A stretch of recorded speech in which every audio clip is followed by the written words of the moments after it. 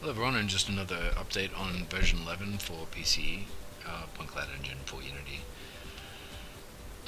Okay, so I haven't gotten rid of that CPU bottleneck just yet, but I have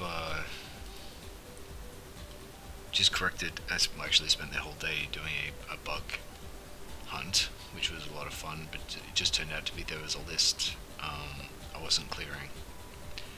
So yeah, so just be studious when creating dynamic lists.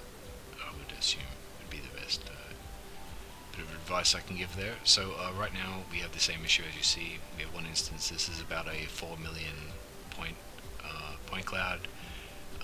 It was taken from a point cloud that was turned into a mesh, and I've turned that mesh back into a point cloud because this was a free download from, I can't remember, one of the websites that deal with really cool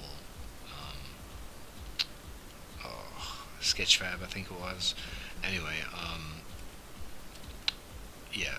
So basically, what we have here is you can see that it's kind of, yeah. No, I mean, even though this is actually voxelized or put into an octree and derive positions from that, there obviously wasn't enough points to actually give it a nice structure. So this is more typical, looking at what a basic point cloud will be like for most people if they, if it's not a real tight capture. So what I'm going to do for these sort of instance situations is to allow to control your point cloud sizing per LOD. As you see up close, even with an LOD of 2, we could probably fill that in anyway. So, but the actual scale for the quads, or the point size, is actually just 1.5 of the octree it was captured at. So up close, that is still a 1020. Well, yeah, 256 octree. So whatever points are in that at the time, it grabbed. So that's why they're so far apart. And actually, just out of curiosity, what does it look like? The smaller, yeah. So as you see, yeah, the smaller we go, we're still getting those gaps, but and the more solid. So what I'll do is give control, so that you can actually control. See, that's an LOD of 3 up close, and it pretty much looks pretty solid. So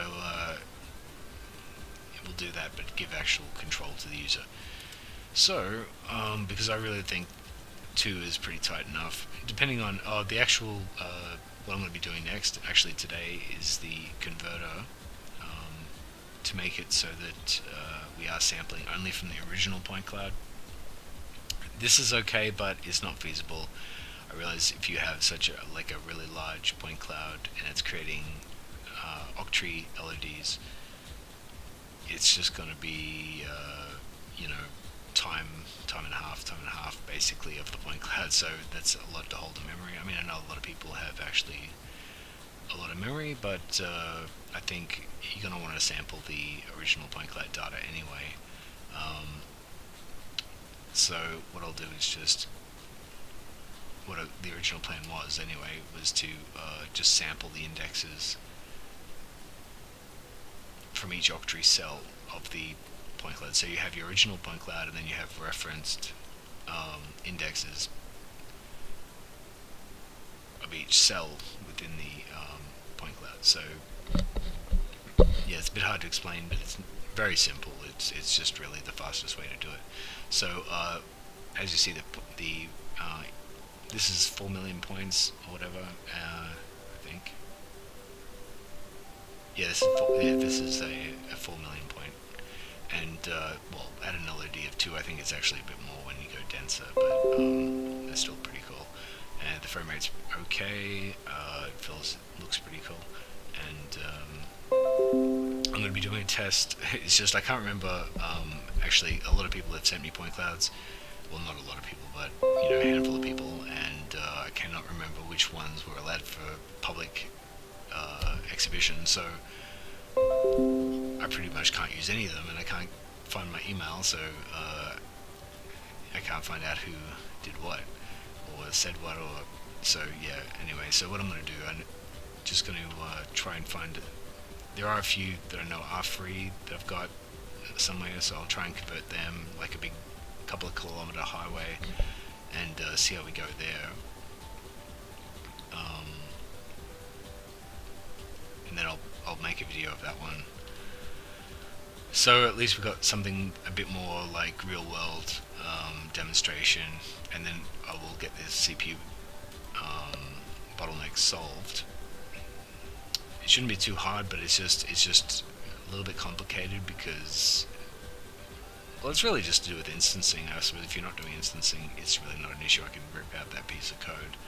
But while I am doing instancing, because I really would like that for my needs, yeah, it's in there. But I'm going to try and solve that, but it's not actually even necessary. So it could be a bottleneck for nothing for now.